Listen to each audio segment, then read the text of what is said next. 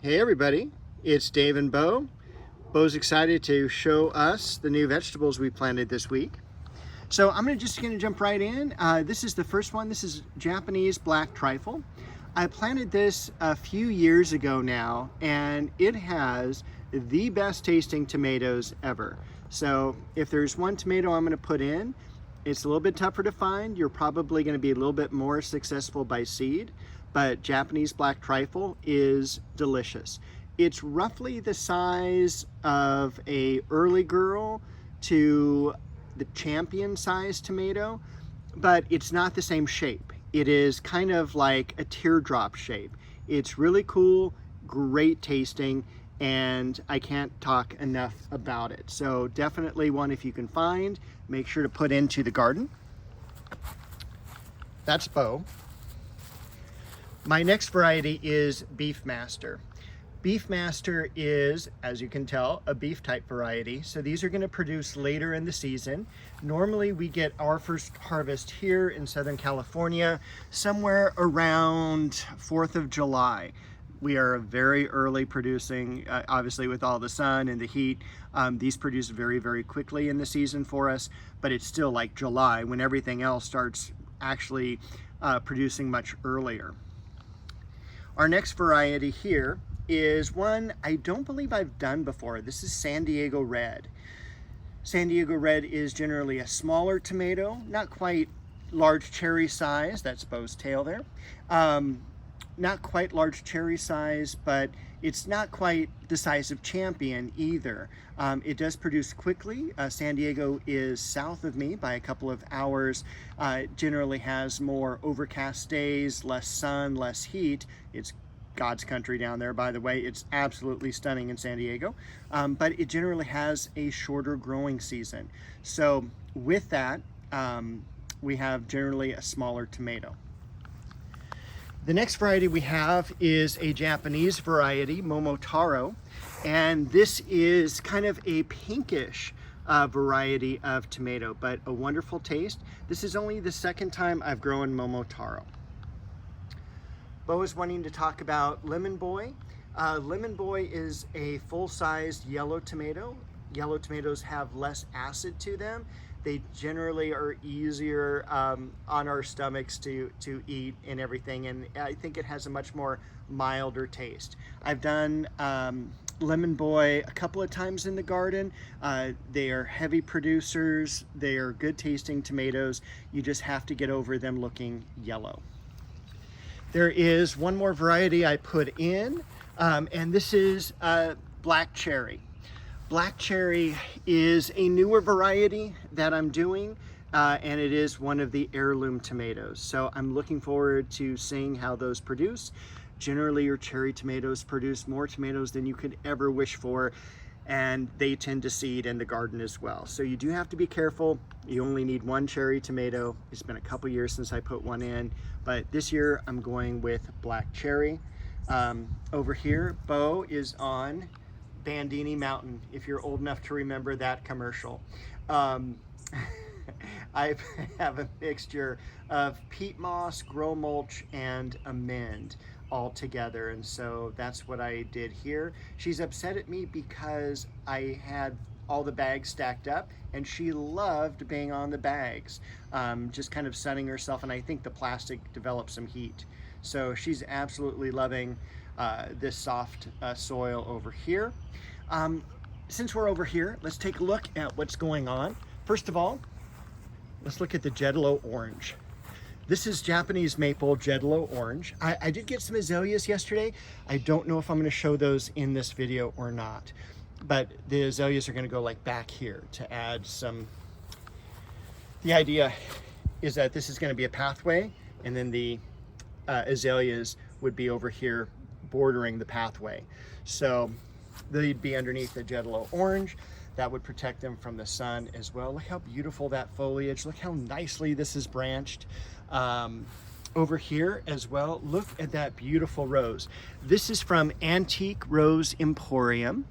And if you ask me the name, I don't know, but this is, everything I ordered was from the late 1800s, which definitely you can tell from the bloom. it has that look. Here's the tag underneath. Duchess de Brabant.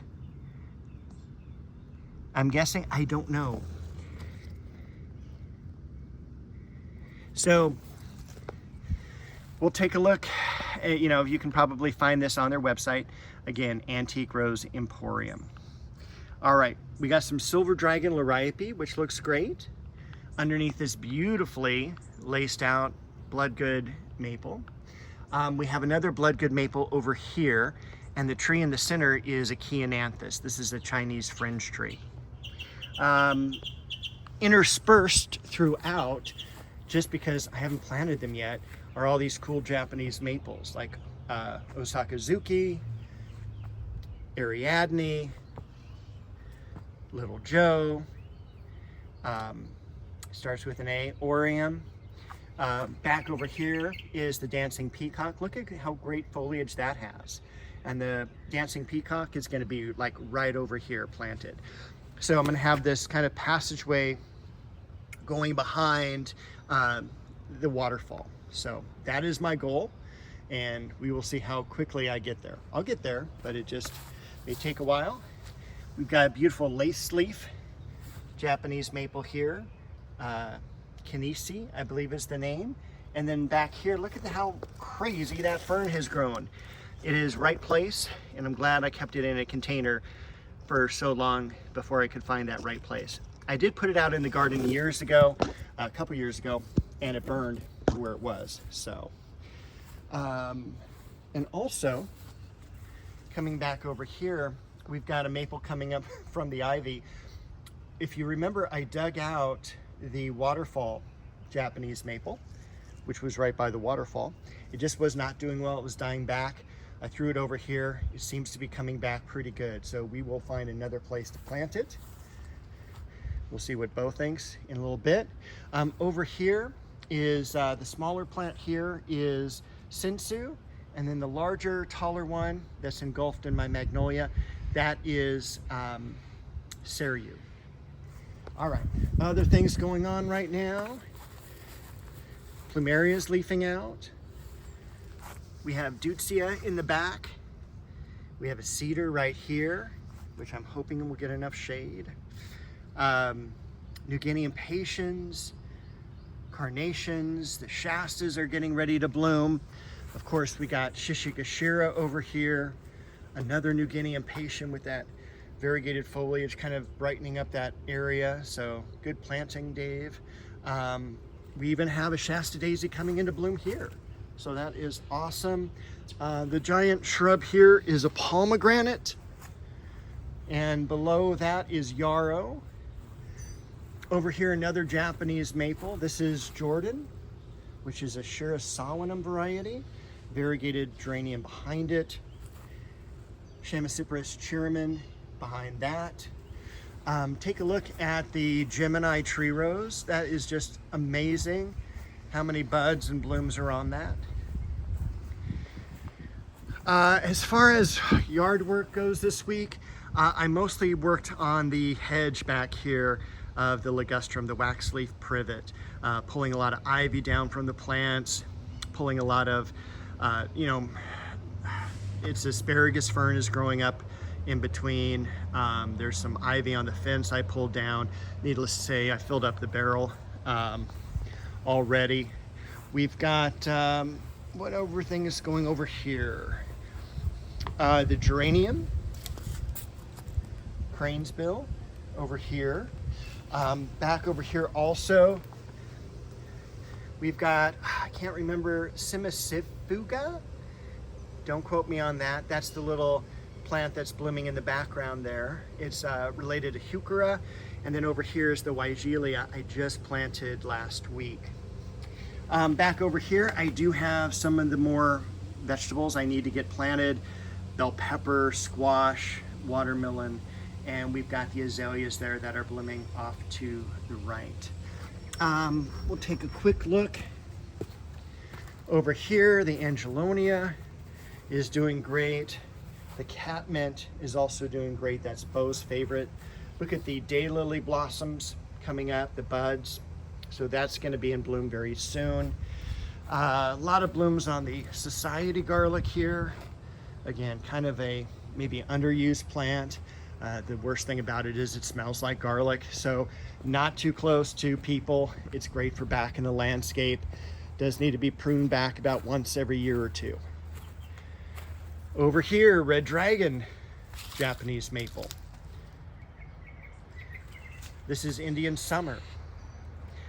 This great plant over here is a flowering apricot.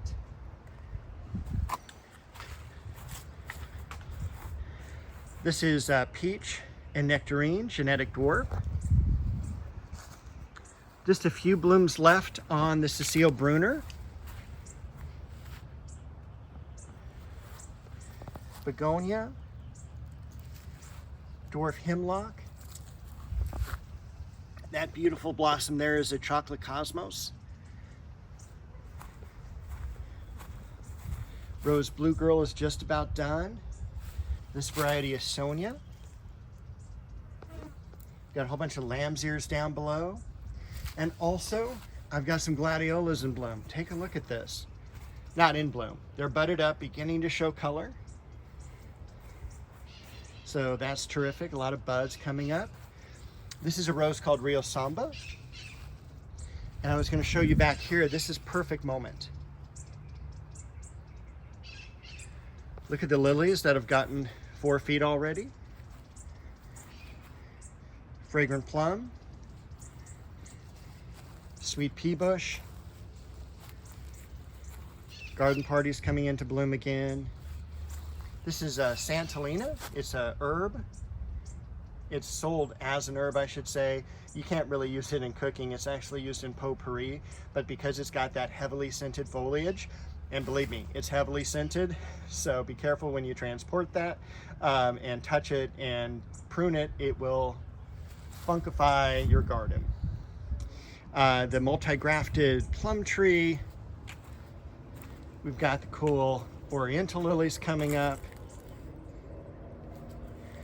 This is,